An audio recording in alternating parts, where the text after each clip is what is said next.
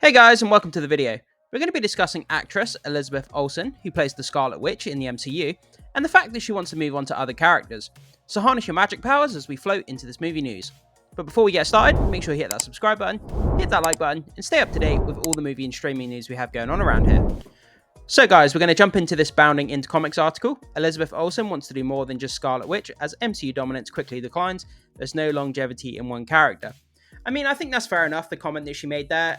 As an actor or an actress, you want to expand your skill, you want to keep it fresh, keep it exciting, you want to play different characters, different roles, different genres and types of movies, which is absolutely fair enough. I mean, it's the same in any part of life. You need to do new things, keep life fresh and keep it exciting, and I completely understand where she's coming from. So let's jump into this article, guys, and see what it has to say. So, actress Elizabeth Olsen, who plays Scarlet Witch in the Marvel Cinematic Universe, appears to see the writing on the wall as Marvel Studios, as she recently shared she wants to play more characters than just Scarlet Witch. So, speaking with The Times in the UK about her acting future, Olsen made it abundantly clear that she wants to take on other acting roles outside of the Marvel Cinematic Universe. Yeah, like I said, guys, she's been playing the role of Scarlet Witch for a long time now. She's probably got as much out of that role as she possibly can. And she probably just wants to take her talents into a different genre or a different type of character, which is absolutely fair enough. Keep challenging yourself, keep expanding your skills, and that's what it's all about. I completely understand. So she said, quote, "I'm trying to figure out, because specifically in the last 4 years, my output has been Marvel. It's not that I don't want to be associated as just this character, but I really feel that I need to be building other parts back up for balance." Yeah, and I mean, that's fair enough. I mean, Wanda Maximoff is a pretty cool character. But yeah, like, you just want to kind of go in a different direction.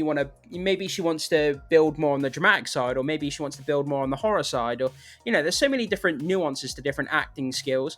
And maybe she feels that she's, lacked in other areas that she wants to build on. So, Olsen continued, quote, "I so much want to do films right now, and I hope some of them can come together in the way that I feel they can, but yeah, that's something that I need. I just need more other characters in my life. There's no longevity in one character," she asserted. Yeah, that's completely fair enough. Maybe she doesn't want to at the end of the day, when she looks back on her career, maybe she doesn't want to be just remembered just for the Scarlet Witch character. Maybe she wants to take another well-known character, maybe in DC. DC's being rebooted. Maybe she wants to jump over to there, and maybe she wants to claim one of those characters for herself. We never know at the moment, guys.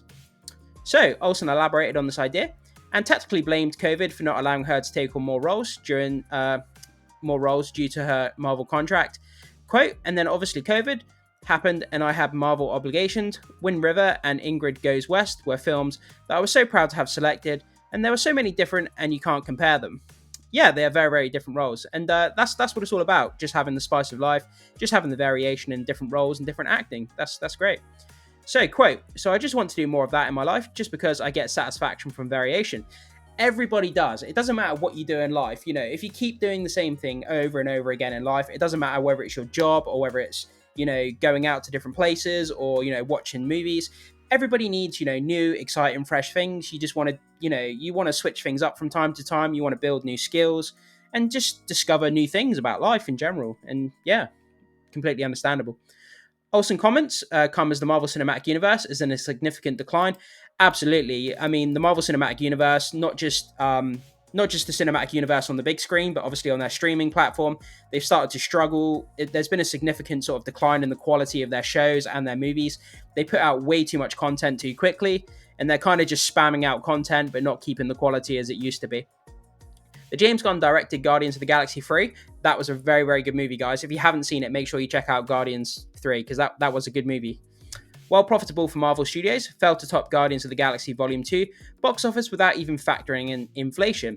The third installment grossed $844.3 million, while the second installment raked in $869 million. The first film, which brought in $770.8 million back in 2014, outperformed the third film when you factor in inflation. If you calculate for inflation, it comes in at $995.4 million. Yeah, and you got to think, guys, the first Guardians, if it came in at, $770 million, even back then, if you don't account for inflation, considering it was a brand new, fresh IP, no one had heard of Guardians of the Galaxy, apart from like the hardcore comic book fans. I guarantee if you went up to someone on the street and said, "Who was the Guardians of the Galaxy back then?" I guarantee 9 out of 10 people probably wouldn't know who they are. And the fact that it even made that much money just went to show how popular Marvel was and how well they were doing quality-wise with their movies back then. So, while Guardians of the Galaxy Volume 3 might have been profitable for Marvel Studios, the box office grosses clearly declined since the first film. If you look back to Ant-Man and the Wasp: Quantumania, the film looks to have lost the studio money. Yeah, guys, as soon as your movies start to lose money, that's a really, really bad sign. That means that people aren't showing up, people aren't supporting what you're putting out, and it's just the beginning of the end, so to speak. I mean, ask DC, they know all about that, unfortunately. The film only grossed $463.6 million globally. Say what you want about 463, guys. The last 5 to 6 DC films have failed to even meet 400 million. So, yeah, even though it made 463, DC has never even achieved 400 million with their last 6 films or so. So, put that into perspective anyway. Given it had an estimated production budget of 200 million, the film needed to bring in 500 million, thus the film likely lost Marvel Studios around 21.8 million. Yeah, as soon as you start losing money, guys, that's a really, really bad sign at the box office. That is not what you want at all. So, it's not just declining at the box office either. On Disney+, the recently released Secret Invasion series had the second worst viewership numbers for a Marvel Studios production on the streaming platform. Samba TV reported its premiere was only viewed by 994,000 US households in its first 5 days. The only Marvel series on Disney+, it beat out, was Miss Marvel, which had a premiere of 775,000 US households. And then we can see the tweet here from Samba TV showing that 994,000 households watched the debut of Secret Invasion in its first 5 days. Now might be the best time for Olsen to slowly exit the Marvel Cinematic Universe as it moves in a downward trajectory. Yeah, that's the thing. I mean, you've done your work there. You've probably got the most out of the character you possibly can.